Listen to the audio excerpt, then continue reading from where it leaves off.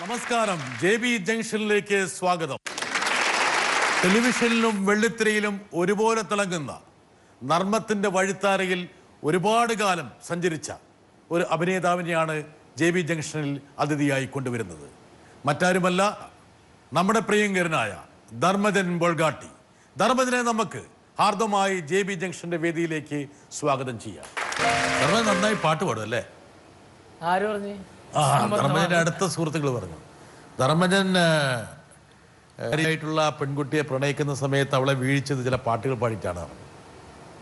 അനുജനെ ഇപ്പൊ കൊണ്ടുവന്നിട്ട് ഞാൻ പാടിക്കും, പറയിപ്പിക്കും. ഏത് വേണം തീരുമാനിച്ചോളൂ. ഏതായിരുന്നു അന്ന് പാടിക്കൊടുത്ത്? അവൾ വീണത് ഏത് പാട്ടിലായിരുന്നു? ഞാൻ അന്ന് പാടിയത് സമൂഹം എന്ന് പറഞ്ഞ പടത്തില എടുക്കമായിക്ക്. തൂമഞ്ഞിൻ നെഞ്ചിലൊതുങ്ങി മുന്നാഴി കനവ്, തേനോലും സാന്ത്വനമായി ആലോലം കാറ്റ്, സന്ധ്യാരാഗവും തീരവും വേർപിരിയും വേളയിൽ എന്തിനെന്നും വന്നു നീ പൂത്തിങ്കളെ, തൂമഞ്ഞിൻ നെഞ്ചിലൊതുങ്ങി മുന്നാഴി കനവ്, തേനോലും സാന്ത്വനമായി ആലോലം കാറ്റ്. വെറുതെ അല്ല അനുജ വീണത്. ധർമ്മജൻ നന്നായി പാടി. ഈ ഒരു പാട്ടായിരുന്നു ഏറ്റവും നിർണായകമായിട്ടുള്ള ആ മുഹൂർത്തം. അങ്ങനെയൊന്നും പറയാൻ പറ്റില്ല. അങ്ങനെയാണെന്നാണ് അനുജ എന്നോട് പറഞ്ഞത്. അനുജ ഒരു സുഹൃത്തിനോട് പറഞ്ഞു, ധർമ്മജന്റെ ആ പാട്ടാണ് എൻ്റെ ഹൃദയത്തിലേക്ക് എന്നെ സ്പർശിച്ചത്. ചോദിക്കണം വെട്ടിച്ചത്. ചോദിക്കണം. ഇത് തെറ്റാണെങ്കിൽ എന്നെ വിളിച്ച് പറയണം കേട്ടാ. ശരിയാണെങ്കിൽ എന്ത് തരും? നല്ല മീൻ പിടിച്ച് എല്ലാം കറി വെച്ച് തരുമോ? ധർമ്മജൻ അതിൻ്റെ അകത്ത് എക്സ്പെർട്ടാണെന്നാണ് എല്ലാവരും. ഒരാളെ കൊണ്ടുവരട്ടെ. ഹായ് ധർമ്മ, എന്തൊക്കെയുണ്ട് വിശേഷങ്ങൾ? നമ്മൾ സ്വപ്നം കണ്ടെടുത്ത് നിനക്ക് എത്താൻ കഴിഞ്ഞില്ലേ? ഇപ്പോൾ നമ്മുടെ നാടും ഞങ്ങളെപ്പോലുള്ള നിൻ്റെ സുഹൃത്തുക്കളും നിന്നെ ഓർത്ത് അഭിമാനിക്കുകയാണ്. പണ്ട് ഒരുപാട് പേര് നമ്മളെ അവഗണിച്ചിട്ടുണ്ട്. അന്നെല്ലാം ഞാൻ നിന്നോട് പറഞ്ഞിട്ടുണ്ട്. നീ ഓർക്കുമെന്ന് എനിക്കറിയില്ല.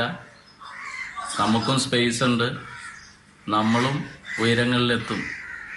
ഒരാളും പ്രോത്സാഹിപ്പിക്കാനില്ലാതെ സ്വന്തം പ്രയത്നവും നിശ്ചയദാർഢ്യവും കൊണ്ട് ഉയരങ്ങൾ കീഴടക്കിയ ഒരു കലാകാരനാണ് എൻ്റെ സുഹൃത്തെന്ന കാര്യത്തിൽ ഞാൻ അഭിമാനിക്കുന്നു. ധർമ്മജൻ ഒരുപാട് സുഹൃത്തുക്കളുണ്ടല്ലേ? ഒരുപാടുണ്ട്. ധർമ്മജന്റെ എല്ലാ കുരുത്തക്കേടും അറിയാവുന്ന ഒരുത്തരാണ് ഇത്. സലീമും ഞാനും കൂടി ഒരുമിച്ച് സ്ക്രിപ്റ്റ് എഴുതുമായിരുന്നു. തന്നെ ഞങ്ങൾ എഴുതിയ സ്ക്രിപ്റ്റ് കൊണ്ടാണ് ഞങ്ങൾ അന്നും പലരെ സമീപിച്ചിരുന്നത്. പലരെ സമീപിച്ചതും ക്യാസറ്റൊക്കെ എഴുതിയതും ഒരുമിച്ചാണ്. അന്ന് സാരിക എന്നും പറഞ്ഞ് ഞാനും സലീമും കൂടി കുറച്ച് സുഹൃത്തുക്കളും കൂടി ഒരു ട്രൂപ്പ് ഉണ്ടാക്കിയിട്ട് അങ്ങനെയായിരുന്നു ഞങ്ങളുടെ തുടക്കം.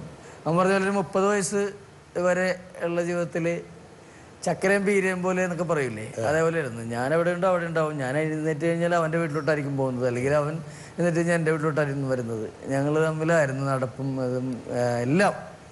സ്കൂളിലാണെങ്കിലും ഒരുമിച്ചായിരുന്നു, രാഷ്ട്രീയത്തിലാണെങ്കിലും ഒരുമിച്ചായിരുന്നു, കലയിലാണെങ്കിലും ഒരുമിച്ചായിരുന്നു. രാഷ്ട്രീയത്തിൽ കാര്യമായ ചില ചുവടുവെപ്പുകൾ നടത്തിയിരുന്നു അല്ലേ? ഒരാൾ വരുന്നുണ്ട്, ആരോ നോക്കട്ടെ.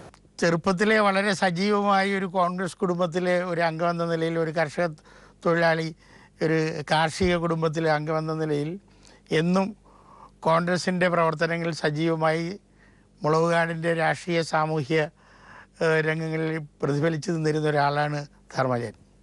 പക്ഷെ കഴിഞ്ഞ കുറച്ച് നാളുകളായിട്ട് രാഷ്ട്രീയത്തിലൊന്നും അത്ര സജീവമല്ല. അപ്പോൾ അതെന്തുകൊണ്ടാണ് അങ്ങനെ സജീവമല്ലാതെ വരുന്നത്? ധർമ്മജൻ യൂത്ത് കോൺഗ്രസിന്റെ യൂത്ത് കോൺഗ്രസിന്റെ ജനറൽ സെക്രട്ടറി ആയിരുന്നു കുറെ കാലം. പഠിക്കുന്ന സമയത്ത് കോളേജിലായിരുന്നപ്പോൾ KSUവിന്റെ ജില്ലാ സെക്രട്ടറി ആയിരുന്നു. രാഷ്ട്രീയത്തില് ഇപ്പോഴത്തെ താല്പര്യം, വ്യക്തമായ രാഷ്ട്രീയമുണ്ട്. ഞാനൊരു കോൺഗ്രസ്സുകാരൻ തന്നെയാണ്. പക്ഷെ ഇപ്പൊ അങ്ങനെ രാഷ്ട്രീയത്തോട് ചില താല്പര്യക്കുറവുണ്ട്. യൂത്ത് കോൺഗ്രസ് ധർമ്മജൻ ഇപ്പൊ ബെൻസുകാരിൽ പോയി തുടങ്ങി കൂടിയിട്ട് നമ്മുടെ പഴയ കഥകളൊക്കെ ഉപേക്ഷിച്ചിരിക്കുകയാണെന്ന് പറഞ്ഞു. ഇല്ല, അത് അങ്ങനെയുള്ള തെറ്റിദ്ധാരണ. നമ്മൾ ഒരിക്കലും അങ്ങനെ മനസ്സുകൊണ്ട് ഒരിക്കലും മാറുന്നില്ല. എനിക്ക് എൻ്റെ രാഷ്ട്രീയമുണ്ട്, പക്ഷെ പോകാൻ സമയം കിട്ടായികയുണ്ട്. പിന്നെ രാഷ്ട്രീയത്തിൽ നിൽക്കണമെങ്കിൽ അതിൻ്റെതായിട്ടുള്ള കുറേ കളികളും കാര്യങ്ങളും അത് നമുക്ക് പറ്റില്ല. ഞാൻ കോൺഗ്രസ്സിലെ കമ്മ്യൂണിസ്റ്റുകാരനാണ്, അതാ പ്രശ്നം.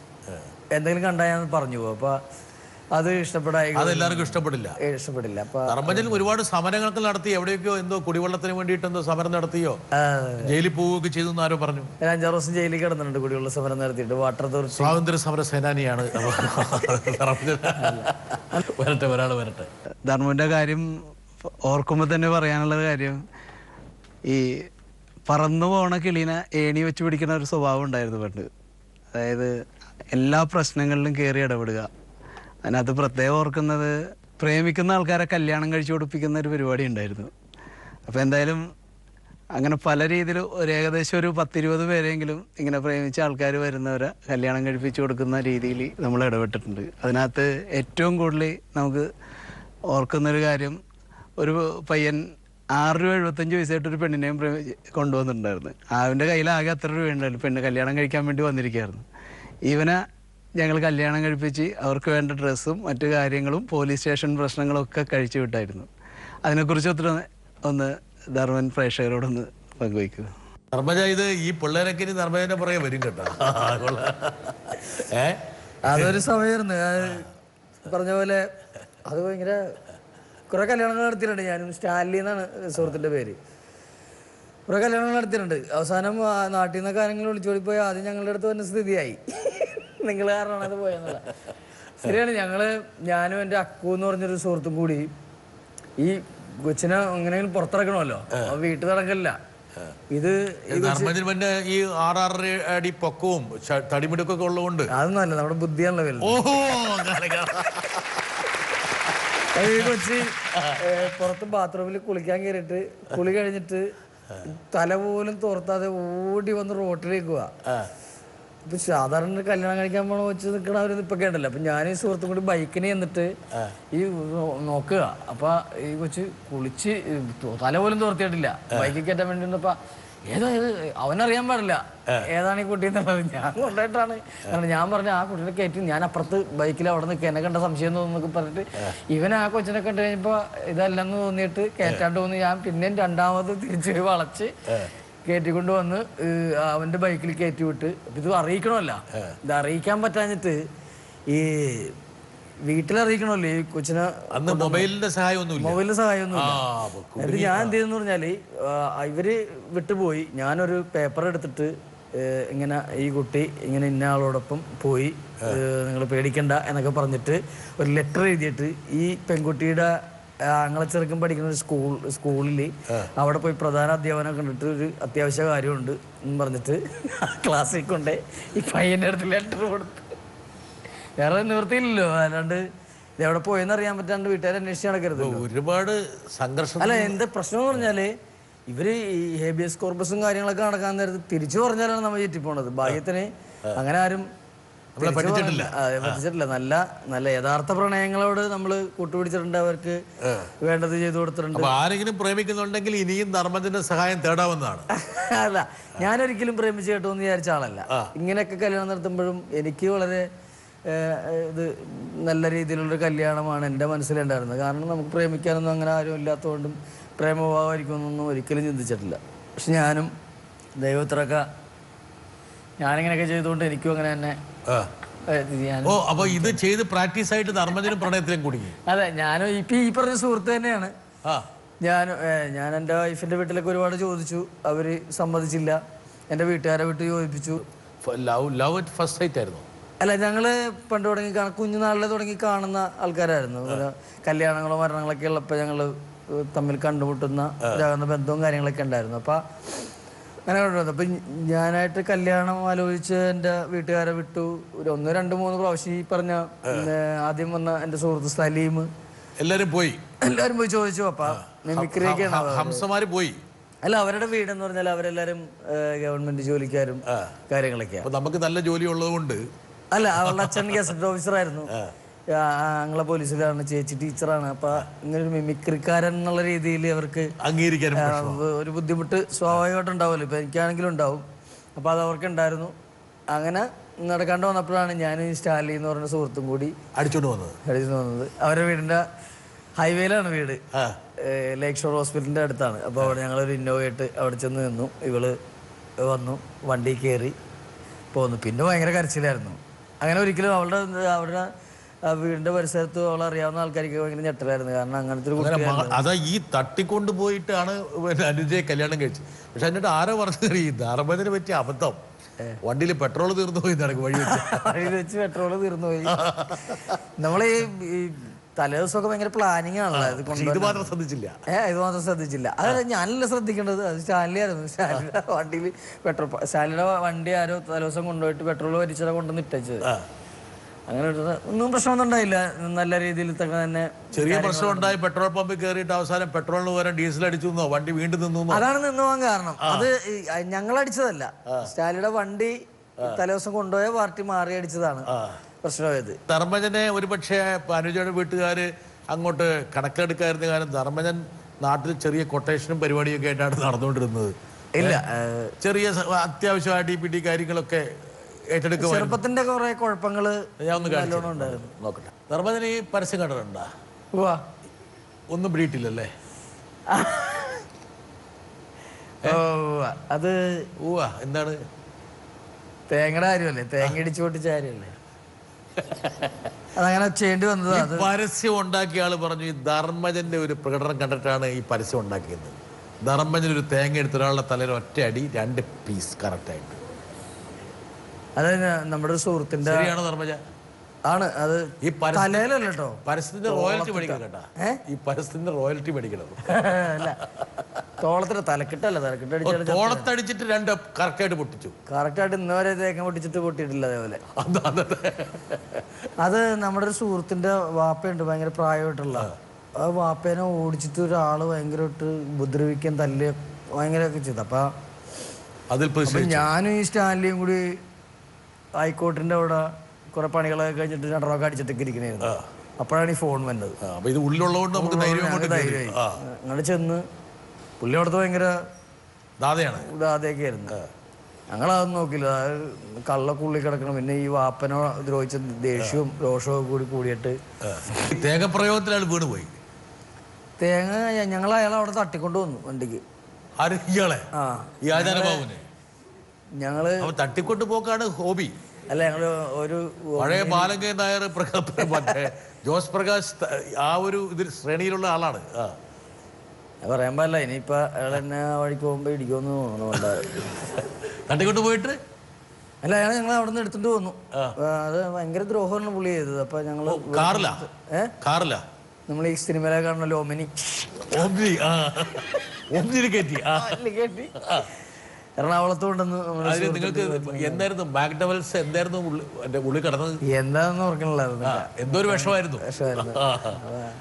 ചിന്തിക്കാനേ പറ്റാത്ത ഒരു രീതിയിലാ. എന്തെങ്കിലും സംഭവിച്ചു പോയിരുന്നില്ലല്ലേ? അതെ അതെ, ഇപ്പൊ ആലോചിക്കുമ്പോ അല്ല, ഇങ്ങനെയൊന്നും എത്തേണ്ട ആളോ ഞാൻ ഇവിടെ ഇരിക്കേണ്ട ആളോ ഒന്നും അല്ല, വല്ല ജയിലിലേക്ക് കിടക്കേണ്ട ആളായിരുന്നു ശരിക്കും പറഞ്ഞാല്. പക്ഷെ ജയിലിൽ പോയി കഴിഞ്ഞാൽ ധർമ്മജൻ അവരുടെ ആ ജയിലുകാരുടെ രോമാഞ്ചമാണെന്നാരോ പറഞ്ഞു. ധർമ്മജന്റെ കൂടെ ജയിലിൽ പോയ ഒരാള് നമ്മുടെ പ്രൊഡ്യൂസറോട് പറഞ്ഞൊരു കാര്യമുണ്ട്. അവനെ ധർമ്മജനെ നമ്പാൻ പറ്റില്ല. അവൻ ജയിലിൽ പോയി അവിടെയുള്ള ജയിലർമാരുടെ കാലൊക്കെ പിടിച്ചിട്ട് അവൻ മട്ടൻ കറിയും തൈരും കൂടി ഒരുമിച്ചടിച്ചവൻ. അതല്ല, ഞങ്ങള് ആദ്യമായിട്ട് ഇങ്ങനെ എറണാകുളം സബ് ജയിലിലായിരുന്നു. അപ്പൊ അവിടെ ചെല്ലുമ്പോ അതിന്റെ ഉള്ളിൽ 2 പേരുണ്ടായിരുന്നു. പോക്കറ്റടി കാര്യങ്ങളൊക്കെ ആയിട്ട് ജീവിക്കുന്ന ആൾക്കാരാണ്. അവർ സ്ഥിരം ഇത് തന്നെ. അവർക്ക് ജയിൽ അയാള് പറയാണ് ഇപ്പൊ കൊണ്ടുവരും എന്ന് പറഞ്ഞാൽ അപ്പൊ കൊണ്ടുവരും, ഇപ്പൊ ചായ വരും എന്ന് പറഞ്ഞാൽ ചായ വരും. അങ്ങനെ അത് ഭയങ്കര എക്സ്പീരിയൻസ് ആണ് പുള്ളി ജയിലിൽ കിടന്നിട്ടുള്ള. അങ്ങനെയായിരുന്നു. അപ്പൊ ഞങ്ങള് ചെന്നൊരു ശനിയാഴ്ച ആയിരുന്നു. അപ്പൊ പുള്ളി ഞങ്ങളെ നോക്കിയിട്ട് പറയാ, മട്ടൻ കറി ഉള്ളപ്പോ തന്നെ ഒന്ന് ചാടിയല്ലാന്ന്. നമ്മള് മട്ടൻ കറി നോക്കിയിട്ടാണ് ജയിലിൽ. അങ്ങനെ പറഞ്ഞതാ. മട്ടനായിരുന്നു. പിന്നെ അന്ന് കുറെ സുഹൃത്തുക്കളൊക്കെ ഉണ്ടായിരുന്നു ജയിലില്. നമ്മുടെ കുറെ കോളേജ് പഠിക്കുമ്പോഴുള്ള സൗഹൃദങ്ങള് ഒക്കെ ഉള്ള കുറെ പേര് ജയിലിലുണ്ടായിരുന്നു. അങ്ങനെ തോർത്തും സോപ്പൊക്കെ കുളിക്കാനൊക്കെ അവരുടെ സാധനങ്ങളൊക്കെ ഉപയോഗിച്ചിട്ടാണ്. ഞാനും 5-6 സുഹൃത്തുക്കൾ അവിടെ ആയിരുന്നു. ഞങ്ങള് രാഷ്ട്രീയ തടവുകാരല്ല. നമ്മളൊരു നാട്ടുകാരാണ്. നമ്മളുടെ നാട് പൂഞ്ഞിക്കര ദ്വീപ്. ആ ദ്വീപിലെ ഒരു ഭാഗത്തിൻ്റെ പേരാണ് ബോൾഗാട്ടി. ആ ബോൾഗാട്ടി എന്നുള്ള പേരാണ് ധർമ്മൻ സ്വന്തം പേരിനോടൊപ്പം സ്വീകരിച്ചിരിക്കുന്നത്. അതേതായാലും നന്നായി. ധർമ്മനിലൂടെ നമ്മളെ നാടിൻ്റെ പേര് ഇന്ന് എല്ലാ ഭാഗത്തും അറിയപ്പെടുകയാണ്. അതിലെനിക്ക് വലിയ സന്തോഷമുണ്ട്. ഇന്നസെൻറ്റിന് എങ്ങനെയാണ് തൃശ്ശൂർ, അല്ലെങ്കിൽ മാമുക്കോയ്ക്ക് എങ്ങനെയാണ് കോഴിക്കോട് എന്നതുപോലെ ധർമ്മന് പൂഞ്ഞിക്കര ദ്വീപ്, നമ്മുടെ നാട്ടിലെ ചുറ്റുപാട്, അതൊക്കെ എങ്ങനെയാണ് ധർമ്മൻ്റെ അഭിനയ ജീവിതത്തെ അല്ലെങ്കിൽ ഈ കലയെ എങ്ങനെയാണ് സ്വാധീനിച്ചിട്ടുള്ളത്? ധർമ്മജൻ ബോണിച്ചേട്ടൻ പറയുന്ന പോലെ, ബോണിച്ചേട്ടനാണെങ്കിലും ഇപ്പോൾ ഡൽഹിയിലാണെങ്കിലും എവിടെ പോയാലും നമ്മുടെ നാടിൻ്റെ ഒരു നന്മയും കാര്യങ്ങളൊക്കെ അതിൻ്റെ കൂടെ കൊണ്ടു നടക്കുന്ന ഒരാളാണ്. എനിക്ക് പലപ്പോഴും നമ്മുടെ നാട് വിട്ടിട്ടുള്ള സംഭവങ്ങളില്ല. അഭിനയിക്കുമ്പോഴാണെങ്കിലും എന്താണെങ്കിലും ഞങ്ങളുടെ നാടിൻ്റെ ഈ വളർച്ചയും തളർച്ചയൊക്കെ നമ്മൾ നേരിട്ട് കാണുകയാണല്ലോ. അപ്പോൾ ഈ പാലങ്ങളൊക്കെ വന്നു കഴിഞ്ഞപ്പോഴാണ് ഇപ്പോൾ ഇത്തിരി സൗകര്യങ്ങളൊക്കെ ചെയ്തത്. അതിനു മുമ്പ് ഈ പാലം ഇല്ലാതിരുന്നപ്പോൾ ഈ മിമിക്രിയും കഴിഞ്ഞിട്ട് ഹൈക്കോടതി ജെട്ടിയിൽ വന്ന് കിടക്കണം. ഭയങ്കര കൊതുകാണല്ലോ ഹൈക്കോടതി ജെട്ടിയിൽ എന്നൊക്കെ പറഞ്ഞാൽ കൊതുക് കുത്തി വെള്ളത്തിലിടും. അങ്ങനത്തെ കൊതുക് കുത്തി എടുത്തിട്ട് പോകും. അങ്ങനെ ഈ പാരപ്പറ്റിലേക്കാണ് വന്ന് കിടക്കണത്. രാവിലെ 7:30 മണിക്കേ ഉള്ളൂ തിരിച്ച് വീട്ടിലോട്ട് അങ്ങോട്ട് പോകണ്ട. അതുവരെ നമ്മൾ ഈ പാരപ്പറ്റിൽ കിടന്നുറക്കുക. നമ്മുടെ നാട്ടിലെന്ന് പറഞ്ഞാൽ ഈ ചില രസമെന്ന് വെച്ചാൽ ഞായറാഴ്ചകളിലൊക്കെ പെണ്ണ് കാണാനൊക്കെ ചില ആൾക്കാർ വരും. നമുക്കറിയാൻ പറ്റും നമ്മുടെ നാട്ടിൽ ഒരാൾ പുതിയതായിട്ട് ഇറങ്ങിയാണെന്ന് നമുക്ക് മനസ്സിലാവും. അങ്ങനെയാണ് നമ്മുടെ നാടിൻ്റെ കൾച്ചറും കാര്യങ്ങളൊക്കെ. അപ്പോൾ ഞായറാഴ്ച ദിവസം പെണ്ണ് കാണാനൊക്കെ ആയിട്ട് വരും. അപ്പോൾ നമുക്കറിയാം അവർ പോകണമെങ്കിൽ തന്നെ പെണ്ണ് കാണാൻ ഏത് വീട്ടിലാണെന്ന് അറിയാൻ പാടില്ലെന്നേ ഉള്ളൂ. ഒരു മൂന്നാത്തി ഉണ്ടാവും കൂടെ, ഒരു ചെറുക്കൻ നല്ലോണം മേക്കപ്പ് ഒക്കെ ചെയ്ത് അങ്ങനെ കയ്യിലൊരു ടൗലൊക്കെ ഇട്ട് നടപ്പുണ്ടാവും, പുതിയ ഷർട്ടൊക്കെ ആയിരിക്കും. ഇത് വന്ന് എങ്ങനെയെങ്കിലും ഒരു ബോട്ടിനൊക്കെ ഇറങ്ങും.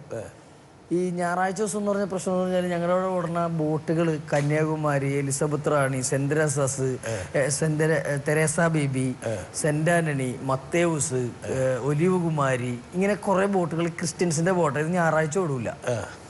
അപ്പൊ ഈ ഷട്ടിൽ എന്ന് പറയുന്ന SWT ഒരു ബോട്ട് മാത്രമേ ഉണ്ടാവുള്ളൂ. ഇതിനായിരിക്കും ഈ ചെറുക്കൻ വന്നേക്കണത്.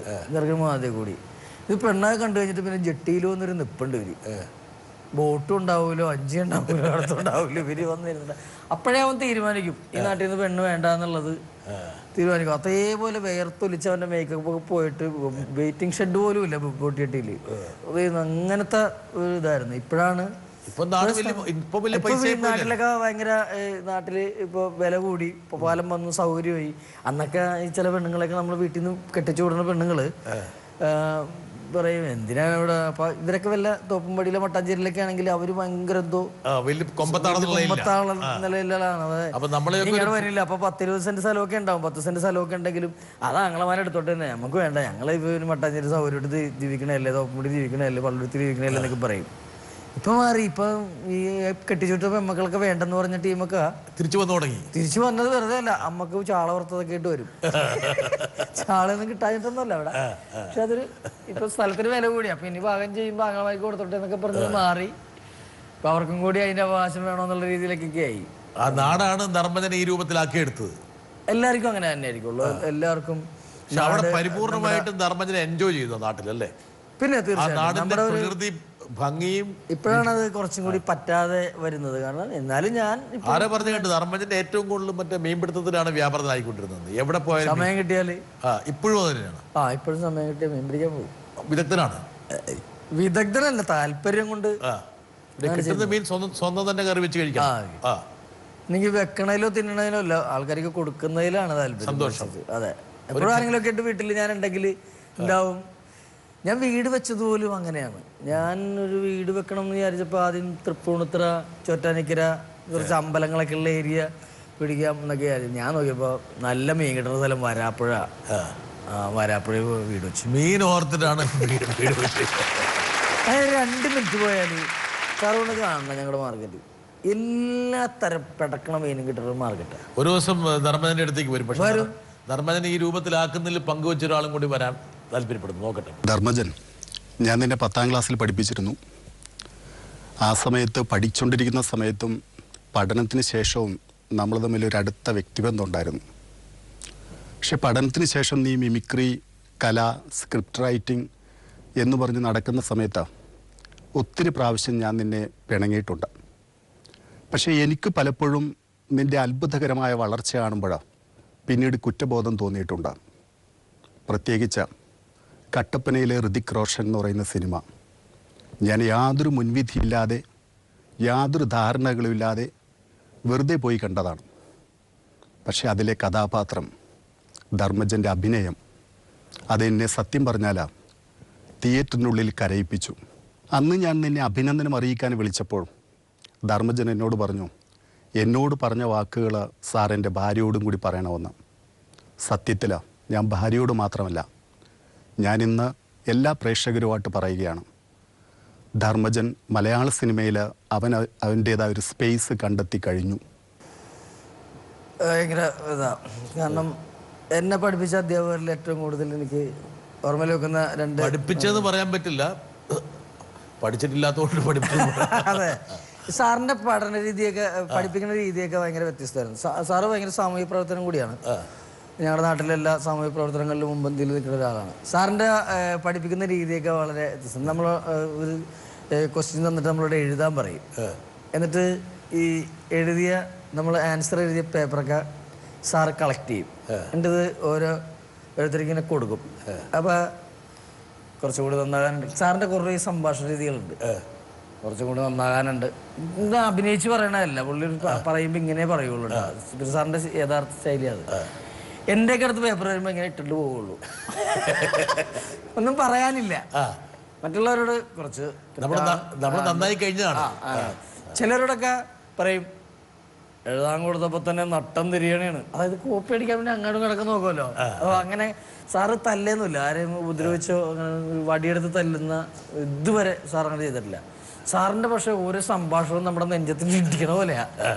അപ്പം ഞാൻ കോപ്പി അടിയൊന്നുമില്ല, നമ്മളുള്ളത് എന്തെങ്കിലും ചെയ്തു. അപ്പോൾ സാറിങ്ങനെ നോക്കിയിട്ട് ഒറ്റ റിയലാണ്, അത് നമ്മളോടൊന്നും പറയാനില്ല. അങ്ങനെയാണ് സാറിൻ്റെ രീതികൾ. സാറിപ്പോൾ പറഞ്ഞത് പോലെ കട്ടപ്പനയിലെ ദിവസം കണ്ടിട്ട് തന്നെ സാറ് വിളിച്ചിട്ടുണ്ടായിരുന്നു. ഞാൻ അന്ന് കരഞ്ഞു പോയി. ശരിക്കും പറഞ്ഞാൽ സാറൊരു സുഹൃത്തിനെ പോലെയും കൂടിയാണ്. എല്ലാ കാര്യങ്ങളിലും വിളിക്കാറുണ്ട്, പിടിക്കാറുണ്ട്. അതൊക്കെ ഒരു വലിയ അവാർഡ് പോലെയാണ്. നോക്കിക്കളെ, നമുക്ക് കട്ടപ്പനയിലെ ഋതിക് റോഷൻ എന്താണ് നമ്മുടെ ഭാഷയെ സ്വാധീനിച്ച് ശരിക്കും ജീവിതത്തിലുണ്ടായിട്ടുള്ള ജീവിത അനുഭവം അതുപോലെ അങ്ങ് പാർത്തി വെച്ചിരിക്കുക. അതെ, അതിനൊരു പാട്ടിന്റെ അംശം കൊടുത്തതിന് ആശിക്കുക, ഒരു ഹമ്മിങ് കൊടുത്തിട്ട് പലപ്പോഴും ഈ ബോട്ടൊക്കെ കിട്ടാതെ ഓടി ക്ലാസ്. ഞാൻ ഇതുവരെ ഇൻസ്ട്രുമെന്റ്സ് ബോക്സ് ആയിട്ട് സ്കൂളിൽ പോയ ചരിത്രം എനിക്ക് ഓർമ്മയും കൂടി ഇല്ല. ഈ പലപ്പോഴും എനിക്ക് ഭയങ്കര പെൺകുട്ടികളൊക്കെ ഭയങ്കര സൗഹൃദമായിരുന്നു. ഞാൻ അവിടെ ചെല്ലുമ്പോഴാണെങ്കിൽ പേന മേടിക്കലും അത് മേടിക്കലും ഇതൊക്കെ അടിക്കണം. നമ്മൾ ഒരു ആയുധം ഇല്ലാതെയാണ് സ്കൂളിലേക്ക് ചെല്ലുക. പിന്നെ എല്ലാവരും 25 വയസ്സൊക്കെ അല്ലേ അന്ന് ഉണ്ടാവണം. അപ്പോൾ എല്ലാവരും 25 വയസ്സൊക്കെ വെച്ചിട്ട് ആളുമാരൊക്കെ ബോക്സിൽ നിന്നൊക്കെ തിരിച്ച് പൈസ തന്നെ പിരിവുകൊണ്ടിട്ടാണ് ഞാനും സലീമും കൂടി എറണാകുളത്തേക്ക് ക്ലാസ് കിട്ടിയത് സിനിമയ്ക്കൊക്കെ പോണത്. എനിക്കിപ്പോൾ 40 വയസ്സ് കഴിഞ്ഞു ശരിക്കും. കണ്ട തോന്നില്ല. അപ്പോഴാണ് ഈ 9ാം ക്ലാസ്സുകാരനായിട്ട് അഭിനയിച്ചത്. അത് എനിക്ക് തോന്നുന്നത് വേറെ ആരും സിനിമയിൽ ഇത് ഇത്രയും വയസ്സിൽ 9ാം ക്ലാസ്സുകാരനായിട്ട് അഭിനയിച്ച ചരിത്രം ഉണ്ടാവുമെന്ന് തോന്നുന്നില്ല. ദിലീപ് എന്തോ 10ാം ക്ലാസ്സോ 11ാം ക്ലാസ് ആയിട്ട് പണ്ട് അഭിനയിച്ചിരുന്നു. +2 പക്ഷെ കണ്ടറിയാലോ പുള്ളി അറിയാം. ഇത്ര നാച്ചുറൽ അല്ലായിരുന്നു.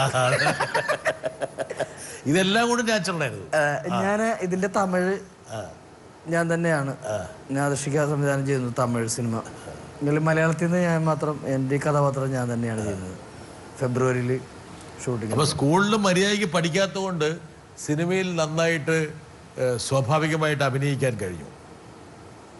അങ്ങനെയല്ല, പഠിക്കാത്ത വിഷമമുണ്ട്. നമ്മുടെ അച്ഛനൊക്കെ എപ്പോഴും എന്നൊരു ഗവൺമെന്റ് ജോലിക്കാരനാക്കണം എന്നായിരുന്നു അവരൊക്കെ. അച്ഛൻ ഇടയ്ക്കിടയ്ക്ക് വാഴയൊക്കെ ചൂണ്ടിക്കാണിക്കുമായിരുന്നു. അങ്ങനെ ഉണ്ടായിരുന്നു. പക്ഷെ നമ്മള് അതല്ല ഇതാണെന്ന് കാണാനായിട്ട് അച്ഛനില്ലാതെയും ആയിപ്പോയി. അതാണ് ഈ വിജയം നമ്മൾ കൈവരിച്ചപ്പോൾ അച്ഛന്റെ ഒരു സാന്നിധ്യം ഇല്ലാതെ അങ്ങനെ ഒരു ഭയങ്കര ഒരു നഷ്ടം തന്നെ. എന്തൊക്കെ നേടിയാലും അതൊരു വലിയ നഷ്ടം തന്നെയാണ്. ധർമ്മജൻ ഇതിൽ സക്സസ്ഫുൾ ആകുന്നതിന് മുമ്പ് തന്നെ അച്ഛൻ മരിച്ചുപോയി. അതൊരു എങ്ങനെ നമ്മളിങ്ങനെ ആരെ കാണിക്കാനാണെന്ന് ആലോചിച്ചു പോകും. ഇനി പിള്ളേരെ വളർത്തുക, നമ്മളിങ്ങനെ പോവുക. പക്ഷെ എനിക്ക് തോന്നുന്നത് നമ്മള് നന്നായി കാണേണ്ടത് നമ്മുടെ അച്ഛനാണ്. എൻ്റെ മക്കള് നന്നായി കാണേണ്ടത് ഞാനാണ് എന്ന് വിശ്വസിക്കുന്ന ആളാണ്. അപ്പം ഞാനൊന്ന് പച്ച പിടിച്ചു വന്നപ്പോൾ അച്ഛനില്ല. അപ്പം ഇനി ആരെ കാണിക്കാനായിട്ടാ? അമ്മയുണ്ട്, അമ്മ എൻ്റെ കൂടെ ഉണ്ട്. അത് മാത്രം ഒരു ആശ്വാസം. അമ്മ എപ്പോഴെങ്കിലും ചിന്തിച്ചിരുന്നു ധർമ്മജൻ ഇതുപോലെ ഒരു? എനിക്ക് അമ്മേനെക്കാട്ടിയും അച്ഛനായിരുന്നു എൻ്റെ റോൾ മോഡൽ. അച്ഛൻ ആയിരുന്നു. ഈ അച്ഛനോടാണ് ഏറ്റവും കൂടുതൽ. അമ്മേനോട്. സാധാരണ എല്ലാവരും ഒട്ടുമിക്കൊരു 90% ആൾക്കാർക്ക് അമ്മേനോടായിരിക്കുള്ളൂ. എനിക്ക് അച്ഛനായിരുന്നു. എനിക്കും എൻ്റെ ചേട്ടനൊക്കെ അച്ഛനാണ്. അച്ഛനൊരു കൂലിപ്പണിക്കാരനായിരുന്നെങ്കിലും രാഷ്ട്രീയമായിട്ടും സാമൂഹികമായിട്ടും വായനാശീലവും അത്യാവശ്യം നന്നായിട്ട് ഒരുപാട് ബുക്കുകളൊക്കെ വായിക്കാൻ പഠിപ്പിച്ചതും ഒക്കെ അച്ഛനാണ്. എനിക്ക് ചേട്ടനൊക്കെ ഒരുപാട് ബുക്കുകളുണ്ടായിരുന്നു. എൻ്റെ വീട്ടിൽ ഇപ്പോഴും ഒരു ലൈബ്രറി എൻ്റെ വീട്ടിലുണ്ട്. പക്ഷേ ധർമ്മജൻ എന്ന് പേരിട്ടതിന് അച്ഛനോട് ആദ്യകാലത്ത് പകയായിരുന്നു കേട്ട്. അല്ല, ഞാൻ പഠിക്കണ ക്ലാസ്സിലുള്ള പിള്ളേരുടെ പേരൊക്കെ വിനോദ്, ഷിജു, ഷിബു, സലീം, യാസിമു എന്നൊക്കെ പറഞ്ഞ് പേരിടുമ്പോൾ എനിക്ക് മാത്രം ധർമ്മജൻ എൻ്റെ പേരാണെങ്കിൽ ഇന്ന് വരെ കൃത്യമായിട്ട് ഒരാളും വിളിച്ചിട്ടില്ല. ടീച്ചർ വരെ ധർമ്മരാജൻ എന്നൊക്കെ പറഞ്ഞ് വിളിക്കും. ഒരു ലോഡിങ്ങുകാരൻ്റെ പേര് പോലും ചെറുപ്പത്തിൽ ഇത്ര ഉള്ളു. ഞാനായിട്ട് ചെറുതായ ക്ലാസ്സിൽ എൻ്റെ ഫ്രണ്ട് ബെഞ്ചിലിരിക്കണ എനിക്ക് വലിയൊരു ലോഡ് പേര്. ഭസ്മജൻ, ധനഞ്ജയൻ, അമൃതാഞ്ജൻ എന്നൊക്കെ പറഞ്ഞൊക്കെ വിളിക്കണം ആൾക്കാർ അന്നുണ്ടായിരുന്നു. പക്ഷേ ഈ ഫീൽഡിലേക്ക് വന്നു കഴിഞ്ഞപ്പോൾ ഈ പേര് ആർക്കും ഇല്ലല്ലോ. അങ്ങനെ അതിനിടയ്ക്ക് ഈ ബോൾഗാട്ടി കൊണ്ട് ഫിറ്റ് ചെയ്ത് എപ്പോഴാണ്? ബോൾഗാട്ടി ഈ മിമിക്രിക്കാർക്ക് ഒരു സ്വഭാവം ഉണ്ടല്ലോ, വാല് സ്ഥലപ്പേരായിട്ട് ഇടും. സുരാജ് വെഞ്ഞാറും കൂടെ അടക്കം അങ്ങനെയാണല്ലോ. അങ്ങനെ ഇട്ടതാണ്. നമ്മൾ മുളവുകാടെന്ന് പറയുമ്പോൾ പേരിനൊരുത്തിരി ബലം പോലെ. ബോൾഗാട്ടി എന്ന് പറഞ്ഞതാണ് അത്യാവശ്യം ആൾക്കാർ. അത് ഇന്റർനാഷണലി ആയിട്ട് നിൽക്കും, ലണ്ടനിൽ പോയാലോ നിൽക്കും പാടല്. അതെ അതെ. അപ്പൊ അതുകൊണ്ടാണ് ധർമ്മജൻ ബോൾഗാട്ടി അന്ന് ഇട്ട്. അതല്ലായി ഇപ്പൊ ചില ആൾക്കാർ ധർമ്മജൻ എന്ന് വിളിക്കാറില്ല, ബോൾഗാട്ടി എന്ന് വിളിക്കാറുള്ളൂ. അപ്പൊ നമ്മുടെ നാടും ബോൾഗാട്ടി എന്താന്നൊക്കെ ചോദിക്കാന്ന് ചില ആൾക്കാർക്ക് ബോൾഗാട്ടി അതെന്ത് സാധനം എന്നൊക്കെ ചോദിക്കാൻ തുടങ്ങിയപ്പോ നമുക്ക് പറഞ്ഞു കൊടുക്കാം ഇങ്ങനെ ഒരു സംഭവം ഉണ്ടെന്നൊക്കെ. ആദ്യകാലത്ത് ഏത് മിമിക്രിയാ ധർമ്മജന്റെ നമ്പർ ഏതായിരുന്നു? ഞാനിങ്ങനെ വൺമാൻ ഷോയോ സിനിമാ നടന്മാരെ അനുകരണമൊന്നും ആയിരുന്നില്ല. എനിക്ക് എഴുത്തിലായിരുന്നു താല്പര്യം. പിന്നെ അഭിനയിക്കും, കോമഡി അഭിനയിക്കും. ഞാൻ നല്ലൊരു മിമിക്രി ആർട്ടിസ്റ്റ് ഒന്നും അല്ല, അപ്പോഴും അല്ല. മിമിക്രിക്കാരെ കാണുമ്പോൾ നമുക്ക് ഇപ്പോഴും കൊതിയാവും. ഇപ്പോൾ ഓരോ പരിപാടികളിലൊക്കെ ഓരോരുത്തർ വന്ന് ഒരു 101 പേരെയൊക്കെ ചെറ്റ് ചെയ്യണ ആൾക്കാരെ കാണും. എന്നാലും അത് ധർമ്മജനൊന്നും പയറ്റ് നോക്കിയിട്ടുണ്ടാവൂലേ ഏതെങ്കിലും ഒക്കെ? ഇല്ല, എനിക്ക് അങ്ങനെ തോന്നിയിട്ടില്ല. എനിക്ക് പറ്റൊരാളില്ല മലയാള സിനിമയിൽ എടുക്കാനായിട്ട്. അതാണ് ഒരാളിനി വരേണ്ടിയിരിക്കുന്നു അനുകരിക്കാൻ. എന്റെ ശബ്ദം എടുത്തു തുടങ്ങിയ ആൾക്കാർ, അപ്പൊ സന്തോഷം. അങ്ങനെ ഉണ്ടല്ലോ, അത് വലിയ സക്സസിന്റെ ചിഹ്നമാണ്. ധർമ്മജനെ ആൾക്കാർ അനുകരിച്ചു തുടങ്ങി എന്ന് പറയുമ്പോൾ അത് ചെറിയ കാര്യമല്ല. പക്ഷെ തിരക്കായിരുന്നു, സ്റ്റേജുകൾ. കുറെ ഞാനും ആദ്യ കാലഘട്ടത്തിൽ നമ്മൾ ഈ സലീമും ഞാനൊക്കെ ആയിട്ട് തുടങ്ങുന്ന കാലഘട്ടത്തിൽ വല്ലപ്പോഴൊക്കെ ഒരു പ്രോഗ്രാം ഉണ്ടാവുള്ളൂ. അത് കഴിഞ്ഞിട്ട് ഒരു ട്രൂപ്പിൽ ചെന്ന് ചേർന്നപ്പോൾ നിക്കക്കളിയിലാണ്ട് കളിയായി. എനിക്കങ്ങനെ ഒന്നുമില്ല. എനിക്ക് അങ്ങനെ വലിയ നിന്നോ ഊടി പാഞ്ഞ് കളിക്കണ സ്വഭാവമൊന്നും ഒന്നുമില്ല. പക്ഷെ അമേരിക്കയിലൊക്കെ പോയി അവിടെ തിളങ്ങിയെന്നാണോ ആൾക്കാർ പറഞ്ഞത്? അമേരിക്കയിൽ പോണതിനോട് ഇപ്പോൾ ഇഷ്ടമില്ല. ആദ്യം അമേരിക്ക കാണാനുള്ളൊരു കൊതി കൊണ്ടുപോയി. രണ്ടാമത്തെ പ്രാവശ്യം വീടൊക്കെ വെച്ചപ്പോൾ ഒരു സാമ്പത്തികത്തിന് പോയി. മൂന്നാമത്തെ പ്രാവശ്യം ദിലീപേട്ടൻ നിർബന്ധിച്ചിട്ട് പോയതാ. ഇനി ഞാൻ പോവില്ല. ഞാൻ പോവില്ല. ഞാൻ കോലൊടിച്ച് ഭയങ്കര പ്രശ്നമാണ് എനിക്ക്. ഞാൻ അവിടെ കിടന്ന് കരയും.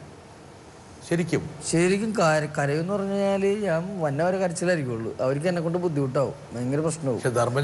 ആവശ്യമുള്ള സാധനങ്ങളൊക്കെ അവിടെ കിട്ടില്ലേ? എല്ലാ സാധനങ്ങളൊക്കെ കിട്ടും. കുറെ ആളായിട്ടൊക്കെ അതൊക്കെ ഒന്നും ഇല്ലല്ലോ ഇപ്പൊ. അതുകൊണ്ട് ഈ പ്രാവശ്യത്തെ പോക്കൊക്കെ ഭയങ്കര തോൽവിയായിരുന്നു. ഞാൻ കരഞ്ഞ് ഇടങ്ങേറായിപ്പോയി. കരഞ്ഞു. ഞാൻ ഇവിടെ നിന്ന് ഞാൻ വരില്ല എന്ന് പറഞ്ഞതാ. ഞാൻ ആദർശിക്കനോട് ഇല്ല, ഞാൻ എന്നെ ഈ പ്രാവശ്യം ഒഴിവാക്കണമെന്നൊക്കെ പറയുമ്പോൾ ദിലീപേട്ടൻ നിർബന്ധിച്ചിട്ട് അങ്ങനെ കൊണ്ടുപോയതാ.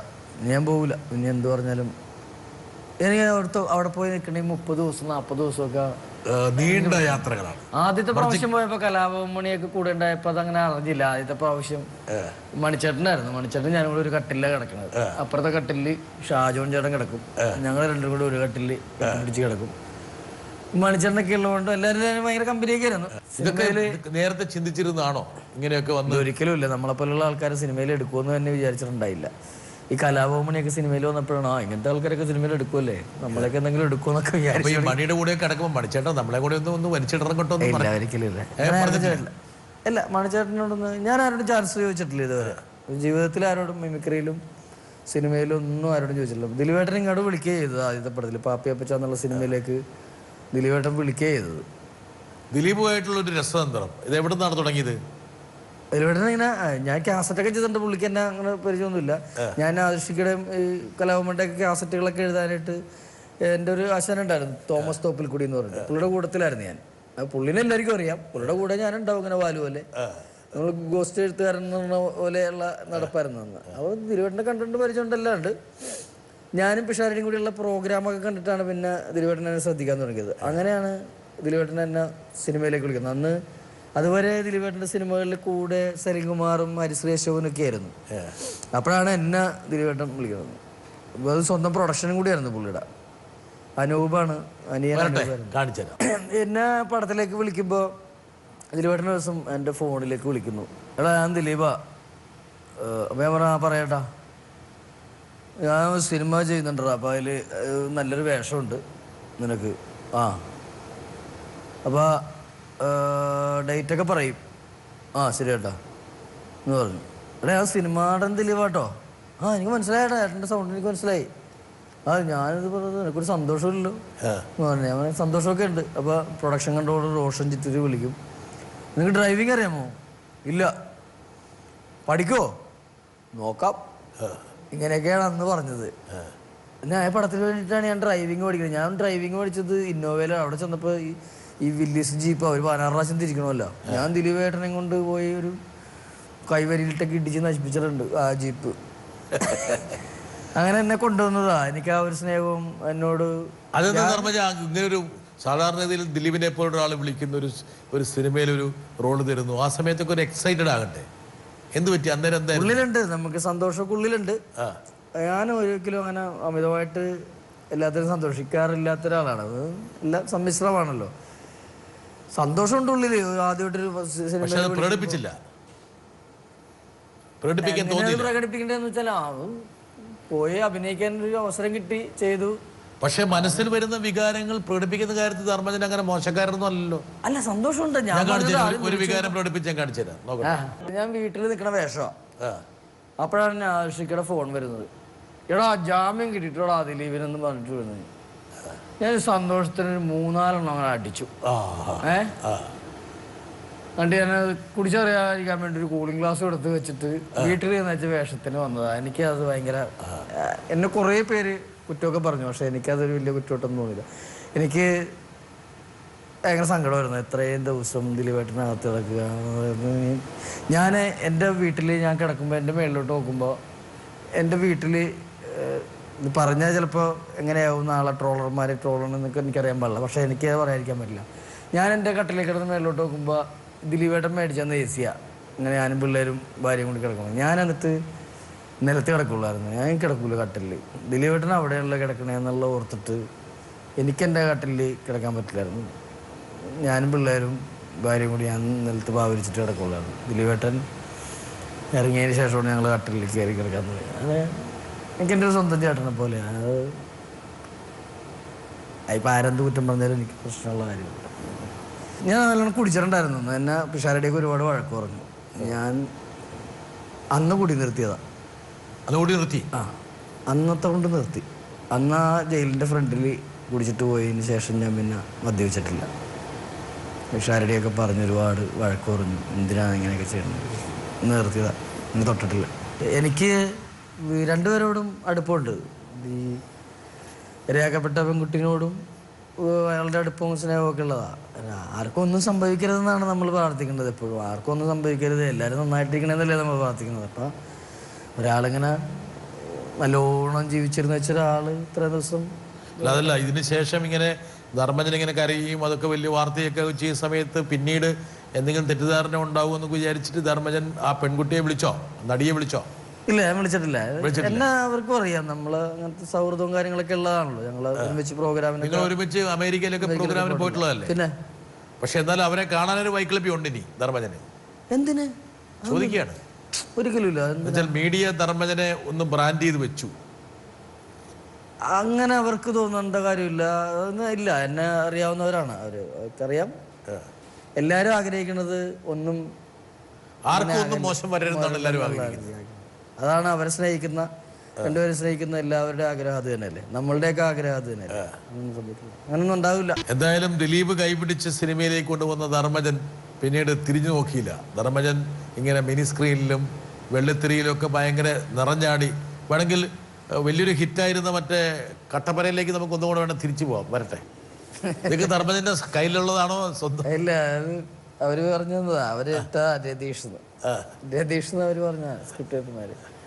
അത് നല്ല മിടുക്കന്മാരെ ടീമായി. വിപിനും വിഷ്ണുവും പുതിയ 2 പിള്ളേരെ ആണല്ലോ, അവർക്ക് അതിന്റെ ഇതൊക്കെ അറിയാം.